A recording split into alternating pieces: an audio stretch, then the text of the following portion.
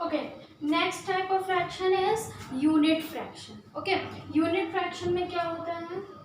1/5, 1/3, 1/6, 1/10. यहाँ पे आप देख रहे होगे न्यूमरेटर सबका क्या है? 1 है. ठीक है, जहाँ पे न्यूमरेटर 1 होता है उसे हम कहते हैं यूनिट फ्रैक्शन. क्लियर? फिफ्थ है हमारा इक्विवेलेंट फ्रैक्शन. इक्विवेलेंट फ्रैक्शन, पहले मैं बता दूं what is the meaning of equivalent. ठीक है, इक्वल मतलब क्या होता है और इक्विवेलेंट बोथ आर डिफरेंट. ठीक, इक्वल मतलब क्या होता है? जैसे आप और सेम आपके जैसे. सपोज आप अपने आप को आईने में देखते हो, ठीक है, तो क्या हुआ? मिरर में देखते हो आप अपने आप को, तो वो क्या हो गया? सेम, है ना? आप ही दिख रहे हो, उसमें सेम दिख रहे हो. आप हाथ उठाओगे वो उसमें भी हाथ उठाएगा. इक्वल. ठीक है, ये मैंने मार्कर लिया. ठीक है, सेम इसी के जैसा एक और मार्कर सपोज मेरे पास होता, वो क्या होता? Equal. Equal length, equal size, equal हर चीज इक्वल. ठीक है, जैसे हो सेम एज इट इज. लेकिन इक्विवेलेंट का मतलब वो नहीं होता. ठीक, इक्विवेलेंट का मतलब क्या होता है? प्रोसेस वही हो, ठीक है, काम वही करता हो, लेकिन क्या हो? थोड़ा सा डिफरेंस ही हो उसमें. ठीक है, जैसे मैं इस मार्कर को लेती हूँ, अगर मान लो ये मार्कर कोई सी कंपनी का है, ठीक, और मैंने एक और मार्कर ले लिया लेकिन डिफरेंट कंपनी का. ठीक, जो लेंथ में भी बड़ा है ना? लेंथ में भी बड़ा है, साइज में भी बड़ा है, और वो ब्लू चल रहा है, इसका कलर क्या है? ब्लैक है. ठीक है, लेकिन यूज वो एक ही चीज कर रहा है. ठीक, अगर हम सपोज मार्कर कहेंगे, मुझे मार्कर चाहिए, आई वांट मार्कर, तो चाहे ये मार्कर चाहे वो मार्कर, काम दोनों एक ही कर रहा है ना?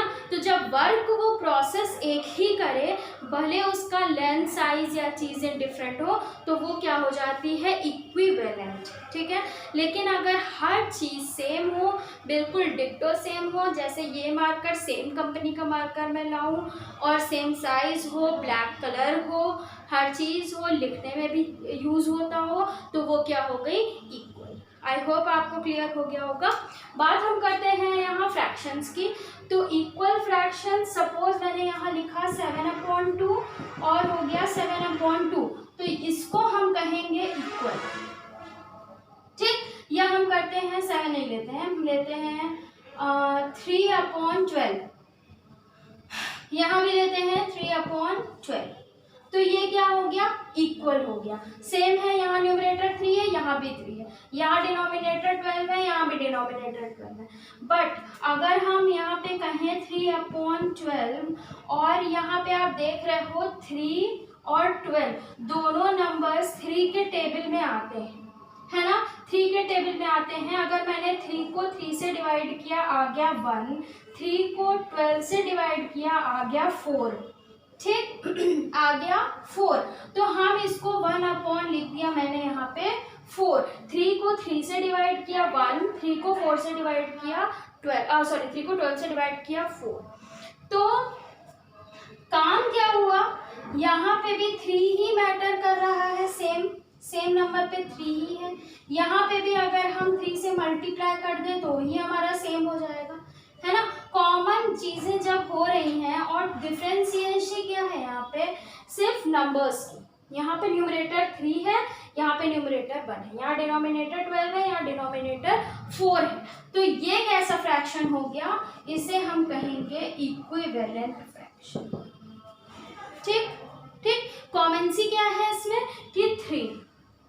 यहाँ पे मैंने 3 लिख के किया है, मल्टीप्लाई किया, यहाँ मैंने 3 से डिवाइड कर दिया. क्लियर? ये होता है क्या?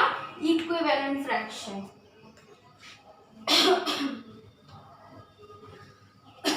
जैसे अभी और समझ में आएगा आपको. एक क्वेश्चन में लेती हूँ 2/6. मुझे इस फ्रैक्शन का इक्विवेलेंट फ्रैक्शन चाहिए. ठीक है, इक्विवेलेंट फ्रैक्शन के लिए हम क्या करते हैं? दो नंबर जो है, ये 2 नंबर है, ठीक है, इसका हम फाइंड आउट करते हैं HCF. क्या फाइंड आउट करेंगे? HCF. 2 यही दो नंबर है यहाँ पे, इसी का हम HCF निकालेंगे। HCF निकालने के लिए क्या करेंगे, 2 को 6 से डिवाइड करेंगे, हो जाएगा 3, 6 कैंसिल हो गया, जब रिमाइंडर यहाँ पे 0 हो गया, इसका मतलब HCF क्या है, 2 है HCF। तो HCF हमारा क्या आ गया, 2। तो जो भी नंबर हमारा HCF निकला, ठीक है, जो भी नंबर हमारा HCF निकला उससे हम ऊपर भी मल्टीप्लाई करेंगे, नीचे भी मल्टीप्लाई करेंगे। HCF हमारा क्या निकला है, ये 2/6 है, ठीक। HCF हमारा क्या निकला है, 2। यहाँ पे भी क्या निकला है, 2 निकला है। क्लियर? हाँ सॉरी मल्टीप्लाई नहीं करेंगे, डिवाइड करेंगे, सॉरी। ठीक है, हम क्या करेंगे, जो हमारा HCF निकला है उससे हम डिवाइड करेंगे। ठीक, यहाँ पे 2 था, न्यूमरेटर में मैंने 2 से डिवाइड किया, डिनोमिनेटर में 2 से डिवाइड किया। करिए, 2 divide by 2 equal to 1, 2 divide by 6, 2 3 जा 6, हो गया क्या, 1/3। तो 2/6 का इक्विवेलेंट क्या हो गया, 1/3।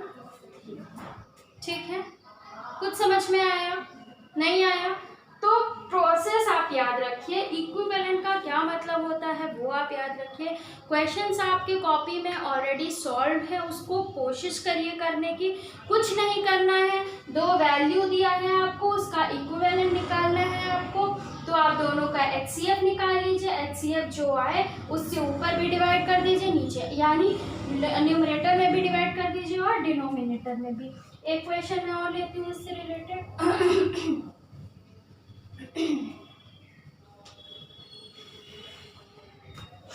एक क्वेश्चन लेती हूँ, सपोज है 50/20। क्लियर? इसका मुझे निकालना है इक्विवेलेंट फ्रैक्शन। तो हम क्या करेंगे, पहले स्टेप HCF फाइंड आउट करेंगे 15 और 20 का। तो 15 और 20 का HCF फाइंड आउट करिए। 15 1 जा 15, आ गया कितना, 5।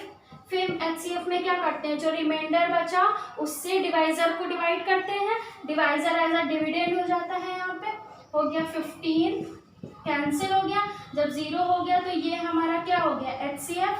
तो इसमें हमारा HCF क्या है, 5 है ना, HCF आ गया 5। अब मैंने क्या बताया, न्यूमरेटर को भी HCF से डिवाइड कर दो, अपॉन डिनोमिनेटर को भी HCF से डिवाइड कर दो, हो गया 5 3 जा 15, 5 4 जा 20। तो 15/20 का इक्विवेलेंट क्या है, 3/4। क्लियर? ये तो था इसका इक्विवेलेंट निकालने का तरीका। जैसे कि अगर आपसे बोला गया हो किसी भी नंबर का, सॉरी फ्रैक्शन का, अगर आपको फर्स्ट 4 इक्विवेलेंट निकालना है, ठीक है, सपोज है एक 2/3 ले लेते हैं, ठीक है, इसका हमें क्या निकालना है, फर्स्ट 4 इक्विवेलेंट। फर्स्ट 4 इक्विवेलेंट निकालने के लिए हम क्या करेंगे, 2/3 में ये तो 1 से मल्टीप्लाई करेंगे। पहले हम इसमें फर्स्ट 4 निकालना है, 1 से मल्टीप्लाई ऑलरेडी है, हम स्टार्ट करेंगे 2 से मल्टीप्लाई, 3 से मल्टीप्लाई, 4 से मल्टीप्लाई, 5 से, ठीक है, और आगे 16, जैसे जितना कहता है। सपोज 5 कहेगा तो 5 6 तक मल्टीप्लाई, ठीक है। तो क्या करेंगे, 2/3 ऑलरेडी हो गया, 2 × 2/3 × 2, दोनों में मैंने 2 से मल्टीप्लाई कर दिया, हो गया 4/6। 2 × 3/3 × 3 से मल्टीप्लाई किया, हो गया 6/9। फिर 2 × 4/2, 3 × 4 हो गया 8/12। क्लियर? हाँ, क्लियर। तो इसका इक्विवेलेंट फ्रैक्शन क्या हो गया, 2/3, 8/12, सॉरी 2/3, 4/6, 6/9, 8/12। ये इसका क्या हो गया, फर्स्ट 4 इक्विवेलेंट। क्लियर?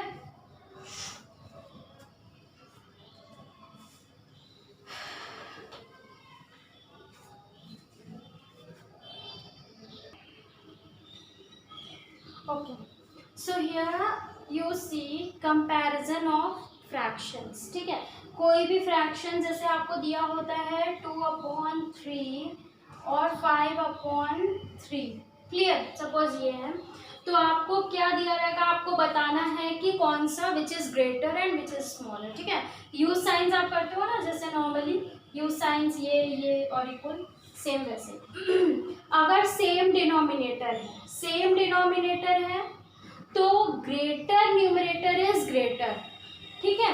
एन का मतलब न्यूमरेटर, डी का मतलब डिनोमिनेटर, ठीक है। सेम अगर क्या है, न्यूमरेटर डिनोमिनेटर है तो ग्रेटर न्यूमरेटर क्या हो जाएगा, ग्रेटर। इट मीन्स देखो जैसे यहाँ 3 डिनोमिनेटर सेम है, ठीक। जब डिनोमिनेटर सेम है तो हम क्या देखते हैं, न्यूमरेटर देखते हैं। कौन सा न्यूमरेटर बड़ा है, 5 बड़ा है कि 2 बड़ा है, 5 बड़ा है। इट मीन्स ये वाला फ्रैक्शन क्या हो जाएगा, बड़ा हो जाएगा, ये वाला फ्रैक्शन बड़ा हो जाएगा, क्लियर। सेम दिया है आपको और अगर सेम डिनोमिनेटर दिया है तो ये वाला फ्रैक्शन जिसका न्यूमरेटर बड़ा होगा वो फ्रैक्शन क्या हो जाएगा, बिग हो जाएगा। नेक्स्ट है आपका सेम न्यूमरेटर है, सपोज है 5/3 और 5/7, क्लियर।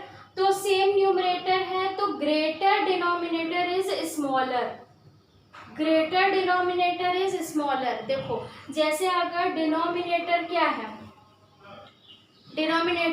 3 और 7, न्यूमरेटर सेम है, ठीक है। तो जैसे इसमें क्या हो रहा था, अगर देखो एक चीज याद रखो, अगर क्या है डिनोमिनेटर सेम है तो ग्रेटर फ्रैक्शन इज ग्रेटर, ठीक। और न्यूमरेटर सेम है तो स्मॉलर फ्रैक्शन इज ग्रेटर, तो इसमें ग्रेटर क्या हो जाएगा, ठीक। 5/7 नहीं होगा क्योंकि मैंने क्या किया, 7 थिंग्स थी, ठीक है, उसके मैंने पार्ट्स 5 थिंग थी उसकी मैंने 7 पार्ट्स कर दिए। यहाँ 5 थिंग थी उसमें 3 ही पार्ट थे, तो 3 वाला पार्ट ज़्यादा बड़ा होगा कि 7 वाला पार्ट ज़्यादा बड़ा होगा, 3 वाला पार्ट ज़्यादा बड़ा होगा, क्लियर। तो यही चीज़ होती है इसमें, ठीक। ये दोनों कंडीशन थी। जिसमें एक और एग्जांपल देते हैं, सपोज 7/9 11/9, ठीक। डिनोमिनेटर सेम है तो 11/9 बड़ा हो जाएगा। यहाँ पे क्या है 15/81, 15/100, ठीक। तो 81 बड़ा हो जाएगा, क्यों, क्योंकि ये स्मॉलर वाला इसमें क्या होता है, बड़ा होता है। कॉन्सेप्ट को आप फिर से देखिएगा। नेक्स्ट हम देखेंगे, अगर हमारा ना न्यूमरेटर सेम है ना डिनोमिनेटर सेम है, क्लियर, ना न्यूमरेटर सेम है ना डिनोमिनेटर सेम है, तब हम क्या करेंगे, अभी तो मैंने देख के बता दिया। लेकिन अगर हमारा है 2/3 4/5, अब हमें बताना है कि इन दोनों में से विच इज ग्रेटर, ठीक है। तो हम क्या करते हैं, इसके लिए हम लेते हैं LCM ऑफ डिनोमिनेटर्स, 3 और 5 का LCM, ठीक। कॉमन LCM लेते हैं कॉमन मेथड से, 3 1 जा 3, 5 1 जा 5, 3 × 5 यानी 50, LCM क्या हो गया 50, क्लियर। फ्रैक्शन को इक्वल करने के लिए हम क्या करेंगे, जब हम LCM लेते हैं तो हम फ्रैक्शन में मल्टीप्लाई करते हैं, जब हम HCF लेते हैं इक्विवेलेंट फाइंड आउट करने के लिए फ्रैक्शंस को करते हैं डिवाइड, क्लियर। ये सब छोटी छोटी बेसिक चीज़ें हैं जिसको आप याद रखिएगा। फिलहाल हम क्या करते हैं, LCM मैंने निकाल लिया, अब हमें इन दोनों को इक्वल करना है इनका डिनोमिनेटर। हम जब डिनोमिनेटर इक्वल कर लेंगे तो हमें पता चल जाएगा इजीली कौन सा बड़ा है कौन सा छोटा है, ठीक है। तो हम क्या करेंगे, डिनोमिनेटर इक्वल करने के लिए 2/3 में 15 से मल्टीप्लाई कर देंगे, एक फ्रैक्शन ये बन जाएगा। 4/5 में भी 15 से मल्टीप्लाई कर देंगे, एक फ्रैक्शन ये बन जाएगा, क्लियर। 15 2 जा 30, 15 3 जा 45, 15 4 जा 60, 15 5 जा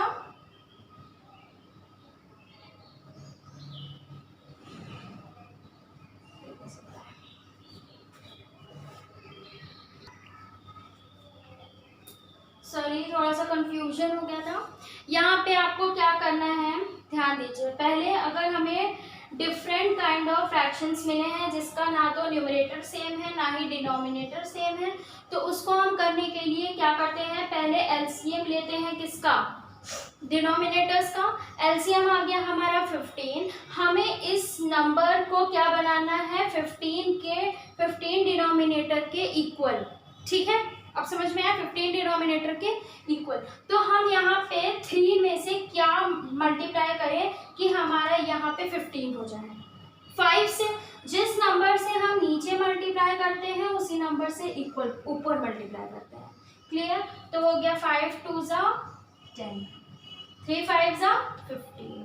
क्लियर? यहाँ पे 15 बनाने के लिए किससे मल्टीप्लाई करना पड़ेगा, 3 से, ऊपर भी 3 से। 5 3 ज़ा 15, 4 3 ज़ा 12। अब हमें दो फ्रैक्शन क्या मिल गया, 10/15, 12/15। क्लियर? अब हमें बताना है कि इन दो फ्रैक्शंस में से कौन सा ग्रेटर है। तो आपने पढ़ा है कंडीशन, अगर डिनोमिनेटर सेम है तो ग्रेटर न्यूमरेटर वाला फ्रैक्शन ग्रेटर होता है ना। तो यहाँ पे 12/15 क्या हो जाएगा, ग्रेटर। इट मीन्स 2/3 को मैंने 10/15 बनाया था, 4/5 को मैंने 12/15 बनाया था, तो ये वाला क्या हो जाएगा, ग्रेटर। ठीक है, सॉरी थोड़ी सी यहाँ पे कंफ्यूजन हो गई थी, इसको मैंने क्लियर कर दिया। कुछ नहीं करना है, जो एलसीएम निकला है उससे हमको क्या बनाना है, डिनोमिनेटर बनाना है। क्योंकि अगर एलसीएम निकाला मैंने जो, वही इसका भी इक्वल डिनोमिनेटर इसका इक्वल, तभी तो हमें पता चलेगा कि कौन सा बड़ा है। क्लियर?